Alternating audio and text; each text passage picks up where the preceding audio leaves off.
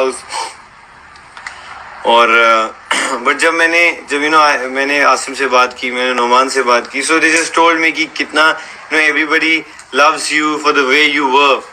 तो I think उसके बाद से I been feeling so good, because मेरा एक सपना था ऑब्वियसली एक इतना दूर आके गेम में बाहर आना. It's not a good feeling, क्योंकि मेरा सपना था वो, मैं केके को बोलता था मैं चाहता हूँ कि टूर में हाथ में हाथ तो सलमान भाई और हम में से कोई विनर हो, वो जनता पे छोड़ देंगे, but I want to see both of us there. So वो एक सपना होता है आपके दिमाग में, बट अब वो सपना पूरा नहीं होता है.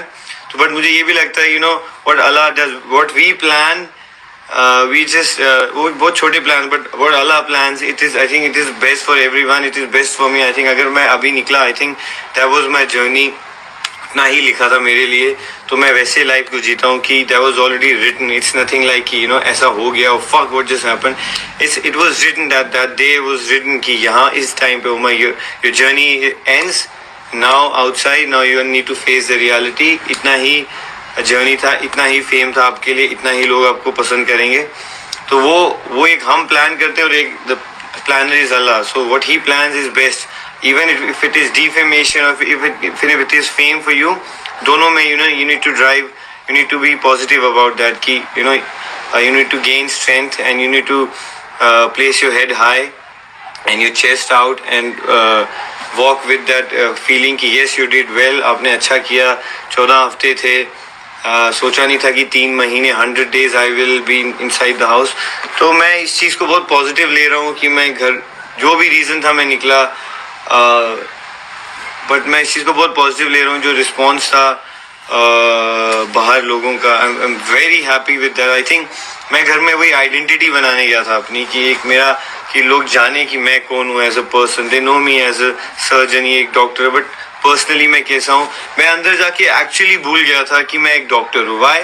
बिकॉज अगर मैं उस फ्रेम में रहता, मैं कभी बाहर ही नहीं आ पाता, मैं कभी खुल नहीं पाता. बिकॉज एज अ डॉक्टर आपको देखा जाता है, आप you're studious, आप ज़्यादा चीज़ों में नहीं पढ़ोगे, आप अपने से काम में काम रखोगे, आप तक मतलब होगा तो करोगे. तो मैं वो नहीं चाहता था कि लोगों को लगे मैं बहुत इमेज कॉन्शियस हूँ just because I am a doctor, तो मुझे वैसा रहना चाहिए. नहीं, मैं वो जैसे ही एंटर किया मैंने उस दिन घर के अंदर, I just forgot that I am a doctor. क्योंकि मैं लॉयल हूँ हर चीज़ को जो मैं करता हूँ. अगर मैं अपने प्रोफेशन में हूँ तो आई गिव माई 100%, पर अगर मैं शो में हूँ, एक reality show and way you need to entertain, you need to perform, वो मैं लॉयल था. I did everything for the show. So that shows my loyalty, how loyal I am to the show and to the people. जो अंदर मैंने रिश्ते बनाए, मैंने विधि के साथ, अफसाना, करण के साथ, रश्मि के साथ, राजीव के साथ, I was always loyal to these people inside the house, no matter what. क्योंकि जब उनकी बारी आती थी, I would tell them I will face the world for you guys, because क्योंकि मैं हूँ पोजेसिव अपने रिश्तों के लिए. बाहर भी ऐसा है, मेरे भाई हैं, वो मेरे लिए पोजेसिव है, मैं उनके लिए पोजेसिव हूँ.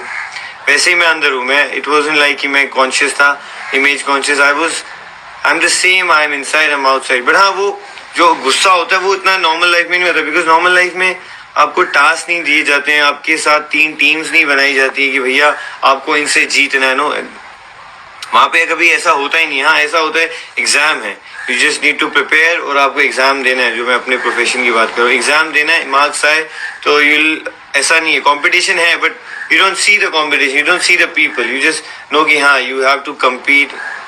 एक एग्जाम है, बट वहाँ वो फिजिकल टास्क होते थे. जब इमोशनल टास्क होते थे कोई एग्रेसिव नहीं होता था, राइट? जब नॉर्मल इजी टास्क होते थे कोई एग्रेसिव नहीं. जब वो फिजिकल टास्क खुद रखते थे, you need to protect your thing and you need to snatch things, तो ऑब्वियसली वहाँ पे अगर आपको जीतना है, you can be like please please can you, no, वहाँ पे आपको दिखाना पड़ता है. मैं वहाँ थोड़ा ज़्यादा दिखाता था, बट मेरे को कोई रिग्रेट नहीं है.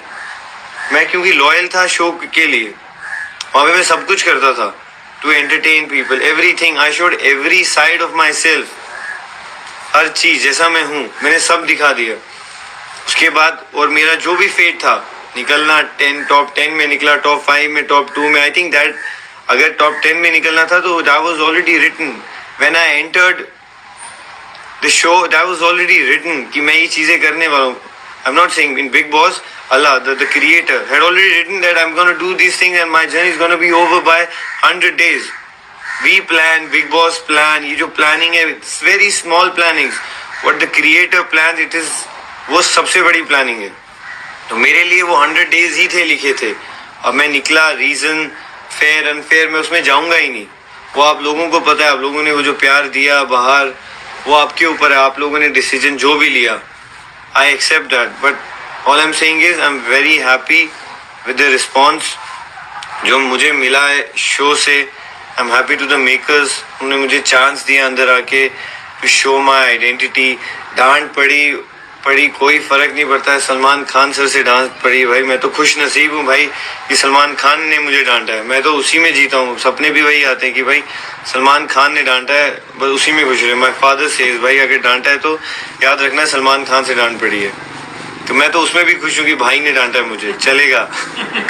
मैं तो ऐसा भी था कि उस हफ्ते ऐसा था कि भाई बोलेगी तो 2 थप्पड़ मारूंगा, उनका भाई मार दो 2 थप्पड़, लेकिन मारो, क्योंकि भाई से मारा है तो वो भी लोग याद रखेंगे सलमान सर ने मारा है।